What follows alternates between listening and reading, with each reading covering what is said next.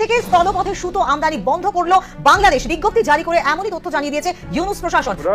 স্বাভাবিকভাবেই চাইছে ভারতের অর্থনীতির উপরে একটা ধাক্কা দিতে। আমরা প্রায় 2 বিলিয়ন সুতো বাংলাদেশকে বিক্রি করি। ভারত হয়তো ভুলে গিয়েছে বাংলাদেশের রাষ্ট্র ক্ষমতায় তাদের আজ্ঞাবহ সরকার নয়, বরং নোবেলজয়ী অর্থনীতিবিদ ডক্টর মোহাম্মদ ইউনুস। ভারতীয় পণ্য আমদানির উপর নিষেধাজ্ঞার মাধ্যমে ভারতের ট্রান্সশিপমেন্ট সুবিধা বাতিলের জবাব দিল নতুন বাংলাদেশ। দেশ বাঁচাতে ভারত থেকে সুতা আমদানিতে নিষেধাজ্ঞা দিল বাংলাদেশ। দেশি মিল, দেশি শ্রমিকদের পাশে দাঁড়ানোর সাহসী সিদ্ধান্ত। অনেক দেরিতে হলেও বাংলাদেশ এবার বুঝে গেছে নিজের ঘরের ইন্ডাস্ট্রি বাঁচাতে হলে বাইরের উপর নির্ভরতা কমাতে হবে। বিশেষ করে যখন সেই বাইরের দেশ দিনের পর দিন আমাদের বাজারে ঢুকে পড়ছে সস্তা পণ্য দিয়ে, তখন বিশ্ব মশলার বাজারে এক চেটিয়া দাপট দেখাতো ভারত। কিন্তু সম্প্রতি ভারতীয় দুটি কোম্পানির মশলায় মানবদেহের জন্য ক্ষতিকর উপাদান পাওয়া যায়। এরপরই ভারতীয় মশলা নিয়ে বিশ্বজুড়ে উদ্বেগ ছড়িয়ে পড়ে। তাই দেশের টাকা দেশেই রাখতে এবং ক্ষতিকর ভারতীয় মশলা নিরুৎসাহিত করতেই বাংলাদেশের কৃষকরা চাষ শুরু করেছে মশলা জাতীয় ফসল এলাচ, জিরা ও তেজপাতা। লালমনিরহাটের ভারত যে তার প্রভুত্ববাদী একটা মেন্টালিটি বাঙালির উপর চাপাইছিল, সেখান থেকে তাদেরকে যে সরে আসতে হবে প্রথম থেকে বোঝা নাই। নানান গুজব, বাংলাদেশকে ইন্টারন্যাশনাল মিডিয়াতে নানান অপতথ্য, তাদের গণমাধ্যমে তাদের দেশের ঘটনা বাংলাদেশকে যেভাবে লেটাইতে চাইছিল, সফল হয় না। বাংলাদেশের সঙ্গে বাণিজ্য যুদ্ধে জড়াতে চায় না ভারত। খুব সতর্কতার সাথে ভারত এগুচ্ছে। অর্থাৎ বাংলাদেশ কিছু পদক্ষেপ নিয়েছে, তারা ট্রান্সশিপমেন্ট বন্ধ করেছে। বাংলাদেশ ভারত থেকে বেশ কিছু পণ্য বাংলাদেশের প্রবেশের ব্যাপারে বাংলাদেশ নিষেধাজ্ঞা দিয়েছে। তার মানে ভারত। আসসালামু আলাইকুম প্রিয় দর্শক শ্রোতা, আশা করি সবাই ভালো আছেন। নতুন একটি ভিডিওতে সবাইকে স্বাগতম। বাংলাদেশের ট্রান্সশিপমেন্ট সুবিধাকে বাতিল করায় বাংলাদেশ ভারতের উপর এক কড়া হুঁশিয়ারি জারি করলো। হুঁশিয়ারিটি হলো ভারত থেকে সব প্রকার আমদানি বন্ধ করলো বাংলাদেশ। আরো কি কি কারণে ভারত থেকে আমদানি বন্ধ করলো বাংলাদেশ, সেই সকল প্রকার তথ্যই পেয়ে যাবেন আজকের এই ভিডিওটিতে। ভিডিওর শুরুতেই যে সকল ভিডিও দেখেছেন, মূলত আজকের এই ভিডিওটিতে সেই সকল ভিডিওর বিস্তারিত আলোচনা দেখতে পারবেন। অতএব চলুন না টেনে একটি লাইক দিয়ে সম্পূর্ণ ভিডিওটি দেখে আসি। দেশ বাঁচাতে ভারত থেকে সুতা আমদানিতে নিষেধাজ্ঞা দিল বাংলাদেশ। দেশি মিল, দেশি শ্রমিকদের পাশে দাঁড়ানোর সাহসী সিদ্ধান্ত। অনেক দেরিতে হলেও বাংলাদেশ এবার বুঝে গেছে নিজের ঘরের ইন্ডাস্ট্রি বাঁচাতে হলে বাইরের উপর নির্ভরতা কমাতে হবে। বিশেষ করে যখন সেই বাইরের দেশ দিনের পর দিন আমাদের বাজারে ঢুকে পড়ছে সস্তা পণ্য দিয়ে, তখন চুপ করে থাকলে সেটা আত্মঘাতী হয়। তাই এবার ভারত থেকে সুতা আমদানি বন্ধের সিদ্ধান্ত নিছক এক কাগজে কলমের ঘোষণায় না, এটা বাংলাদেশের গার্মেন্টস খাত, লাখো শ্রমিক আর দেশি উদ্যোক্তাদের পক্ষে দাঁড়ানোর একটা সাহসী সিদ্ধান্ত। অনেক বছর ধরে ভারতীয় সুতা অল্প দামে আমাদের বাজারে ঢুকেছে, এতটাই সস্তায় যেটা দিয়ে আমাদের নিজের কারখানা চালানোই সম্ভব হতো না। লোকসান গুনতে গুনতে অনেক মিল বন্ধ হয়ে গেছে, হাজার হাজার শ্রমিক বেকার হয়ে রাস্তায় নেমেছে, অথচ তখন কেউ গায়ে মাখেনি। আগের সরকারগুলো শুধু হাত গুটিয়ে বসে থেকেছে, কারণ তারা ভাবতো প্রতিবেশীর কথা বলা মানেই বন্ধুত্ব, আর বাস্তবতা নিয়ে ভাবা মানে ঝুঁকি নেওয়া। কিন্তু এবার সেই ভাবনার জায়গায় পরিবর্তন এসেছে। ডক্টর ইউনুসের নেতৃত্বে যে সরকার এখন আছে, তারা অন্তত বুঝতে পারছে দেশ চালাতে হলে আগে নিজের লোককে দেখতে হয়। এই নিষেধাজ্ঞা মানে দেশের ভিতরে ঘরের চাকা ঘোরানোর সুযোগ তৈরি হওয়া। আমাদের দেশের শত শত স্পিনিং মিল আছে যেগুলো অল্প কিছু সুবিধা পেলেই আন্তর্জাতিক মানের সুতা তৈরি করতে পারে, কিন্তু বাইরে থেকে যখন অতিরিক্ত সস্তায় সুতা ঢুকছে, তখন তারা কোনোভাবেই টিকতে পারছে না। ভারত ঠিক এই কাজটাই করছিল। নিজেদের উৎপাদন চাকা সচল রাখতে আমাদের বাজারে পণ্য ঢুকিয়ে দিয়ে নিজেরা লাভ করছিল, আর আমরা ঠকছিলাম। এটা এক পেশে খেলা ছিল, যা আর চলতে দেওয়া যায় না। তবে এই সিদ্ধান্তে শুধু বাংলাদেশ লাভবান হচ্ছে না, ভারতও একটা গুরুত্বপূর্ণ বার্তা পাচ্ছে। তারা এতদিন ধরে ভেবেছে বাংলাদেশ সবসময় তাদের সস্তা বাজার হয়ে থাকবে। এখন তারা বুঝবে বাংলাদেশ আর সেই আগের বাংলাদেশ নেই। এবার দরকার হলে নিজেদের রাস্তায় হাঁটবে, আর নিজেদের স্বার্থে সিদ্ধান্ত নিতে পিছপা হবে না। এই সিদ্ধান্তের প্রভাব এখনই দেখা যাচ্ছে। দেশের অনেক সুতা উৎপাদক প্রতিষ্ঠান ইতিমধ্যে উৎপাদন বাড়াতে মাঠে নেমে পড়েছে। নতুন করে শ্রমিক নিয়োগ হচ্ছে, পুরনো মিলগুলো চালু করার চিন্তা শুরু হয়েছে। দেশের ভিতরের একটা কর্মসংস্থানের পরিবেশ তৈরি হচ্ছে। এটাই তো দরকার ছিল।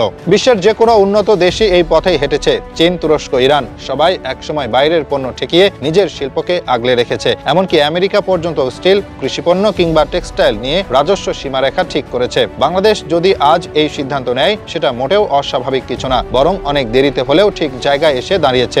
এখন প্রশ্ন উঠতে পারে, সুতা আমদানি বন্ধ করে বাংলাদেশ কতটা লাভবান হবে? খুব সোজা ভাষায় বললে, শতভাগ লাভে থাকবে বাংলাদেশ। কারণ এতদিন যে বিপুল পরিমাণ টাকায় ভারতীয় সুতা কিনে আনছিলাম, সেই টাকা সরাসরি চলে যেত ভারতীয় মিল মালিকদের পকেটে। এখন সেই টাকায় থেকে যাবে বাংলাদেশে, থাকবে দেশের শিল্পপতির কাছে, থাকবে শ্রমিকের ঘামে, থাকবে কারখানার মেশিন ঘোরানোর পেছনে। এই অর্থই আবার ব্যবহার হবে নতুন মেশিন কিনতে, নতুন কারখানা বসাতে, আর নতুন হাজার হাজার মানুষের কর্মসংস্থান তৈরি করতে। এখানেই তো আসল জিনিস। রেমিট্যান্স আর গার্মেন্টস মিলে বাংলাদেশের অর্থনীতির চালিকা শক্তি। এই খাতে যদি আমরা নিজের পায়ে দাঁড়াতে না পারি, তাহলে আমাদের অন্য কোথাও দাঁড়ানোর সুযোগই থাকবে না। আর ভারত তো সেটা ভালো করে জানে। তাই তো সুতা, তুলা আর কাপড় সব খাতে তারা বাংলাদেশে সস্তায় পণ্য ঢুকিয়ে আমাদের শিল্পকে দমিয়ে রেখেছিল। অনেকটা এমনভাবে যেন তোমরা শুধু দর্জি হয়ে থাকো, কাপড় আমরা দেব, লাভও আমরাই নেব। এই মনোভাব আর চলবে না। সবার মনে রাখা দরকার, বাংলাদেশ কোনো সহানুভূতির বাজার নয়। এই দেশে নিজের মাথা খাটিয়ে, নিজের শ্রমিক দিয়ে, নিজের প্রযুক্তি আর পরিশ্রমে শিল্প দাঁড়ায়। ভারত এই সত্যটা সহ্য করতে পারে না বলেই বারবার নিজেদের পণ্য ঢুকিয়ে আমাদের পণ্য রপ্তানিতে বাধা দিয়ে, এমনকি মশলা, পেঁয়াজ বা ভিসার শর্ত দিয়েও আমাদের কোণঠাসা করতে চেয়েছে। এই সুতা ইস্যু আসলে সেই সব কিছুরই জবাব।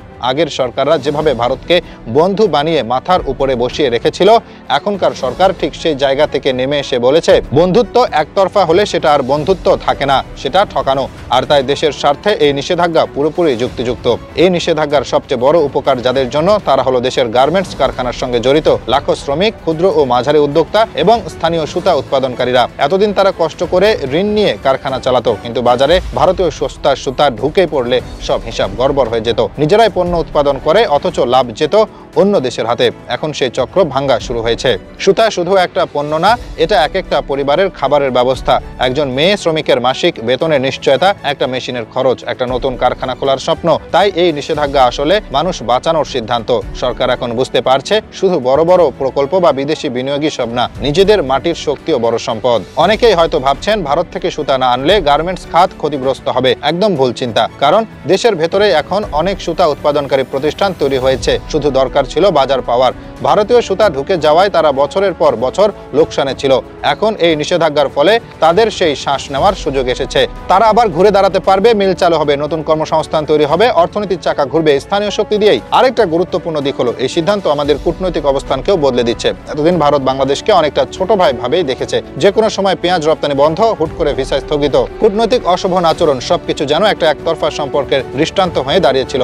এখন বাংলাদেশ যখন ভারতের সবচেয়ে লাভজনক পণ্যে নিষেধাজ্ঞা দেয়, তখন ভারতও টের পায় বাংলাদেশ আর আগের বাংলাদেশ নেই। আন্তর্জাতিক রাজনীতিতে একটা দেশ কিভাবে নিজের সিদ্ধান্তে অটল থাকে সেটাই এখন দেখাচ্ছে বাংলাদেশ। চীনের উদাহরণ যদি নেওয়া হয়, তারা কিন্তু কখনো নিজের বাজারে বিদেশি আধিপত্য মেনে নেয়নি, আমেরিকাও না। এমনকি ভিয়েতনাম, তুরস্ক, ইরান সব দেশই নিজেদের অর্থনীতিকে রক্ষা করতে গিয়ে একসময় বড় বড় নিষেধাজ্ঞা দিয়েছে।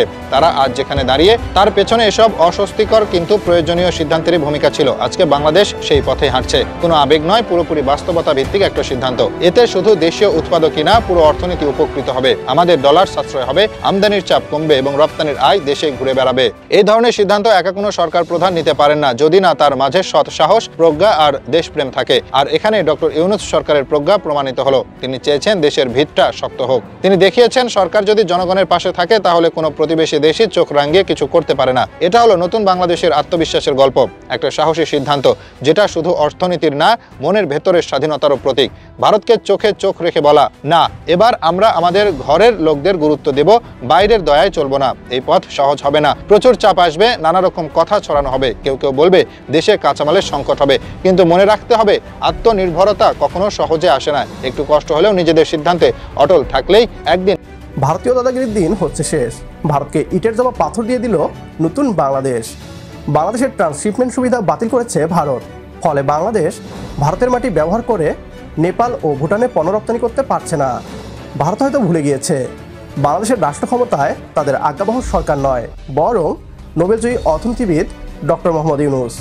ভারতীয় পণ্য আমদানির উপর নিষেধাজ্ঞার মাধ্যমে ভারতের ট্রান্সশিপমেন্ট সুবিধা বাতিলের জবাব দিল নতুন বাংলাদেশ। বাংলাদেশের ট্রান্সশিপমেন্ট সুবিধা বাতিলের পর ভারত থেকে স্থলবন্দর দিয়ে সুতা আমদানি নিষিদ্ধ করল বাংলাদেশের জাতীয় রাজস্ব বোর্ড। বাংলাদেশের এই সিদ্ধান্তে দিশাহারা হয়ে পড়েছে ভারতীয় ব্যবসায়িক মহল। নতুন এই সিদ্ধান্ত যেমন একদিকে অন্যায়ভাবে ট্রান্সশিপমেন্ট সুবিধা বাতিলের জবাব হিসেবে দেখা হচ্ছে, একইভাবে বাংলাদেশের আরও একটি খাতকে ভারত নির্ভরতামুক্ত হিসেবেও দেখা হচ্ছে। বিস্তারিত থাকছে আজকের এই ভিডিওতে।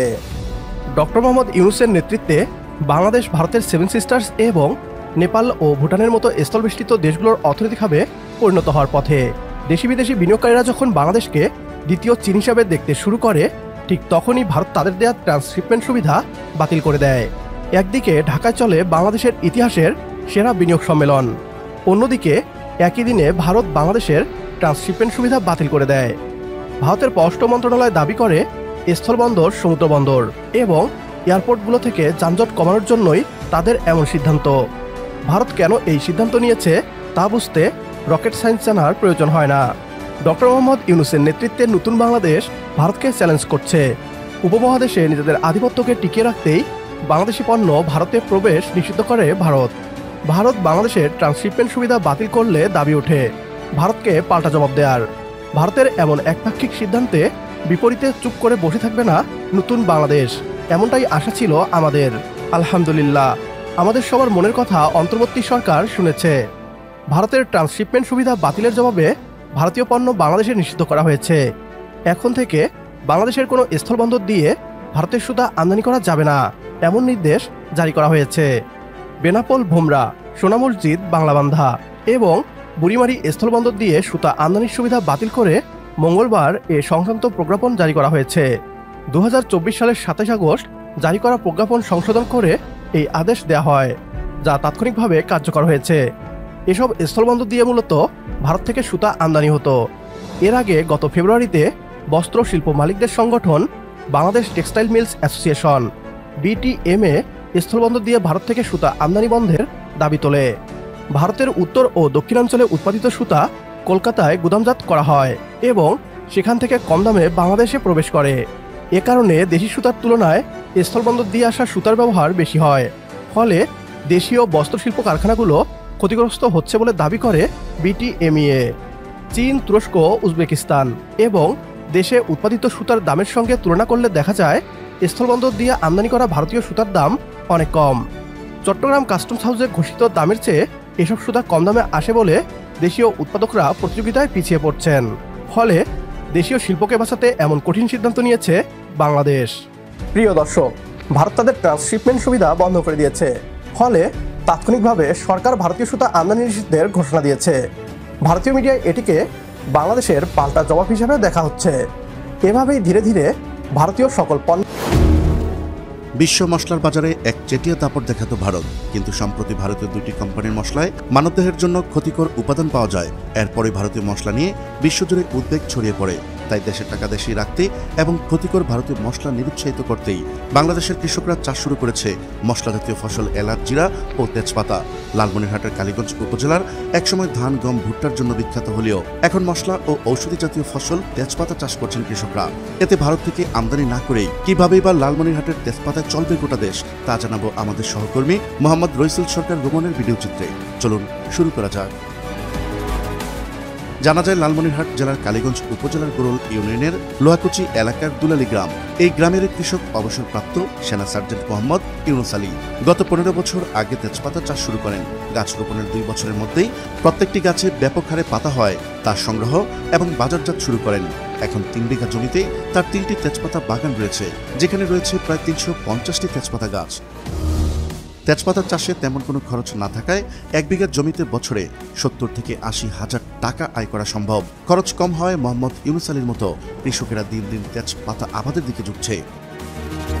আমি বাংলাদেশ সেনাবাহিনীতে কোর অফ ইঞ্জিনিয়ার্সে চাকরি করতাম। আমি সার্জেন্ট হিসেবে 2016 সালে অবসর আসি। অবসর আসার পূর্বেই আমি এই বাগানগুলোকে করেছি। এই বাগান থেকে আমি এখন যথেষ্ট পরিমাণে অবসরে এসে সুফল পাচ্ছি। বাগানগুলো পরিচর্যা করে এখান থেকে আমি বৎসরে প্রায় 1 লক্ষ টাকা বর্তমানে পাচ্ছি, ভবিষ্যতে আরও পাবো বলে আশা রাখি। লালমনিরহাটের কৃষকেরা ধান, গম, ভুট্টার পাশাপাশি মশলা ও ঔষধি জাতীয় ফসল তেজপাতা চাষ করছেন। অন্যান্য ফসলের তুলনায় তেজপাতা চাষে 3 গুণ লাভ করছেন চাষিরা। এটি একবার রোপণ করলে অন্য ফসলের মতো তেমন আর খরচ হয় না। তবে কিছু কিছু পাইকাররা মাঠ থেকেও তেজপাতা ক্রয় করে নিয়ে যান সারা দেশে। আমরা সাধারণত তেজপাতা কিনে আনি বাগান থেকে, কাঁচাটা কিনি না, ওরা বাগান থেকে কেটে রোদে শুকাইতে দেয়, ওইখানে আমরা ধারাবাহ কিনে আনি। লালমনিরহাটের বিভিন্ন অঞ্চলে তেজপাতা বাগান আছে, সেখানে তেজপাতা উৎপাদিত হয়। এটি ব্যবসায়ীরা না জানায় উৎপাদিত তেজপাতা বাজারজাত করতে বেশ সমস্যা হচ্ছে এই অঞ্চলের কৃষকদের। এই ব্যাপারে সরকারি কৃষি বিভাগের সহায়তা পাওয়া গেলে তেজপাতা বাজারজাত করা সহজ হবে। বাজারজাত সহজ ও দাম ভালো পাওয়া গেলে ভবিষ্যতে এই উপজেলায় ব্যাপক হারে তেজপাতা বাগান গড়ে উঠবে। কৃষি বিভাগ জানায় মশলা ও ঔষধি গুণের সমাহার তেজপাতা চাষে ব্যাপক সম্ভাবনা রয়েছে। চারা রোপণের 2 থেকে 2.5 বছরের মধ্যে তেজপাতা সংগ্রহ করা যায়, আর বছরে সংগ্রহ করা যায় 2 থেকে 3 বার। বর্তমানে বাজারে 1 কেজি কাঁচা তেজপাতা 110 থেকে 120 টাকা কেজি দরে বিক্রি হচ্ছে। মাঠ পর্যায়ে আমাদের উপসহকারী কৃষি কর্মকর্তাগণ প্রয়োজনীয় পরামর্শ প্রদান করছে। বিশেষ করে আমাদের লালমনিরহাটে এর ধারাবাহিকতায় আমাদের এলাকায় এখানে 3টি বাগান আছে, তেজপাতা বাগান। ব্যাপক আর্থিকভাবে লাভবান হচ্ছেন, যা দেখে এলাকার আশেপাশে অনেকেই উদ্বুদ্ধ হচ্ছে, তৈরি করার জন্য প্রস্তুতি নিচ্ছে, অনেকেই তৈরি করে ফেলেছে। অনেক বেকার যুবক পড়াশোনা করে বসে আছে, পাশাপাশি পরিকল্পনা করতেছে এই বাগান থেকে শিক্ষা নিয়ে যে এই ধরনের বাগান তারাও তৈরি করবে। লালমনিরহাটের অর্থকরী ফসল তেজপাতা। পাকিস্তানের পররাষ্ট্র সচিব এখন বাংলাদেশে, আবার এই মাসেই শেষের দিকে আসছেন পাকিস্তানের পররাষ্ট্রমন্ত্রী। দুই দেশের মধ্যে সম্পর্কের এই যে অগ্রগতির একটি পরিস্থিতি তৈরি হয়েছে, সেই অবস্থায় খবর হচ্ছে বাংলাদেশের সঙ্গে বাণিজ্য যুদ্ধে জড়াতে চায় না ভারত। খুব সতর্কতার সাথে ভারত এগুচ্ছে, অর্থাৎ বাংলাদেশ কিছু পদক্ষেপ নিয়েছে, তারা ট্রান্সশিপমেন্ট বন্ধ করেছে। বাংলাদেশ ভারত থেকে বেশ কিছু পণ্য বাংলাদেশের প্রবেশের ব্যাপারে বাংলাদেশ নিষেধাজ্ঞা দিয়েছে। তার মানে ভারত নিষেধাজ্ঞা দিল, ট্রান্সশিপমেন্ট বন্ধ করলো, আর বাংলাদেশ পণ্য আমদানিতে নিষেধাজ্ঞা দিল। এই অবস্থার মধ্যে এটা নয়াদিল্লি একটা বার্তা দেখছে। কি বার্তা দেখছে? তারা মনে করছে সম্প্রতি পাকিস্তান এবং বাংলাদেশের মধ্যে একটা বাণিজ্য যে যোগাযোগ বা সম্পর্ক বাড়বে, আমদানি রপ্তানি বাড়বে। ইতিমধ্যে জানেন যে করাচি বন্দর থেকে সরাসরি জাহাজ চলে আসছে চট্টগ্রাম বন্দরে। তো পাকিস্তান এবং বাংলাদেশের মধ্যে দূরত্ব যাই হোক না কেন, এই যে দ্রুত বেগে যদি জাহাজ চলাচল শুরু করে আমদানি রপ্তানি বাণিজ্য, তাহলে কিন্তু বেকায়দায় পড়বে। অর্থাৎ এই বাণিজ্য সম্পর্ক ঘনিষ্ঠ হওয়ার মধ্য দিয়ে পাকিস্তান যে বাংলাদেশে ইন করবে, এইটা একটা সতর্ক বার্তা হিসেবে দেখছে ভারত। সেই কারণেই বাংলাদেশের সঙ্গে কোনো বাণিজ্য যুদ্ধে যেতে চায় না, এমন একটি খবর দিয়েছে ভারতের সংবাদ মাধ্যম টাইমস অফ ইন্ডিয়া। প্রতিবেদনে বলা হচ্ছে বাংলাদেশের পক্ষ থেকে ভারতের সঙ্গে স্থল সীমান্ত দিয়ে সুতা আমদানিতে নিষেধাজ্ঞা জারি করা হয়েছে। তবে স্থল সীমান্ত দিয়ে মানে জাহাজে করে আসতে হবে, অর্থাৎ স্থল সীমান্ত দিয়ে যে ফাঁকিবাজি কর্মকাণ্ড করা হতো, অল্প সুতার জায়গায় বিপুল পরিমাণ সুতা ঢুকাই দেওয়া হতো, যেটা পরীক্ষা নিরীক্ষা করা যেত না, সেইটা বন্ধ করার জন্য স্থলপথে সুতা আমদানি বন্ধ করে দিয়েছে। এতে ভারতীয় ব্যবসায়ীরা ক্ষতিগ্রস্ত হবে নিঃসন্দেহে।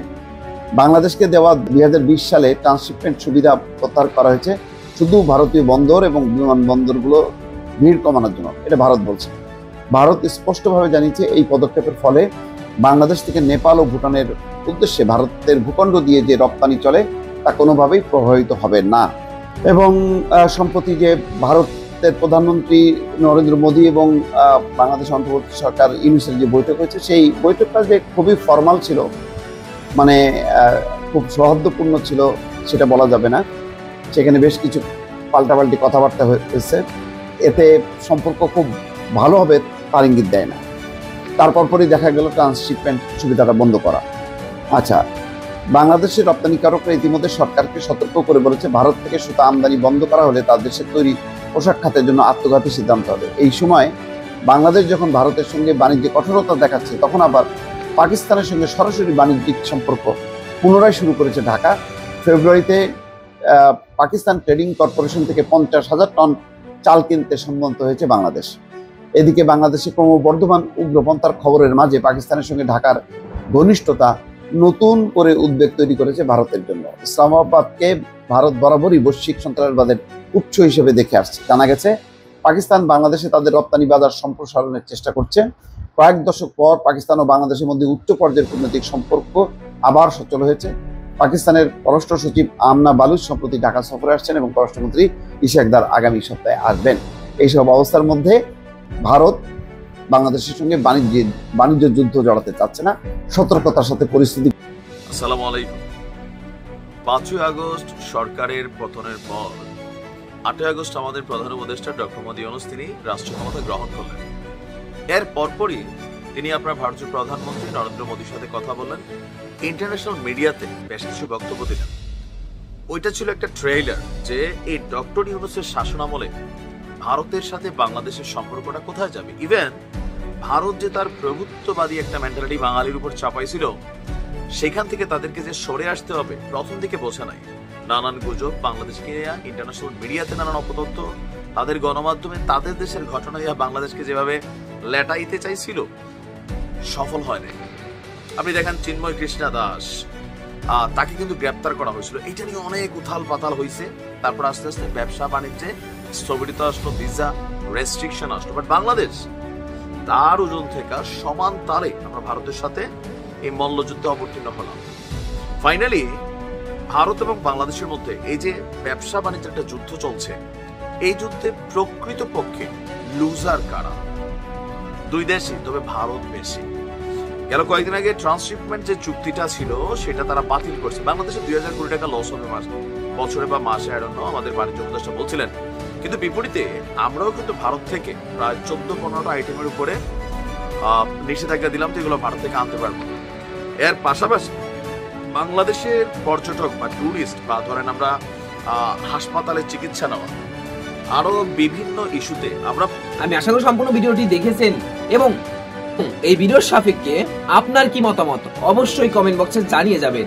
ভিডিওটি ভালো লেগে থাকলে শেয়ার করতে ভুলবেন না। আমাদের এই চ্যানেলে নতুন হয়ে থাকলে চ্যানেলটি সাবস্ক্রাইব করে চ্যানেলের পাশে থাকবেন। আর যারা ইতিমধ্যে চ্যানেলটি সাবস্ক্রাইব করেছেন তাদেরকে অসংখ্য ধন্যবাদ। দেখা হবে নতুন কোনো ভিডিও নিয়ে, ততক্ষণ সবাই সুস্থ থাকবেন। আল্লাহ হাফেজ।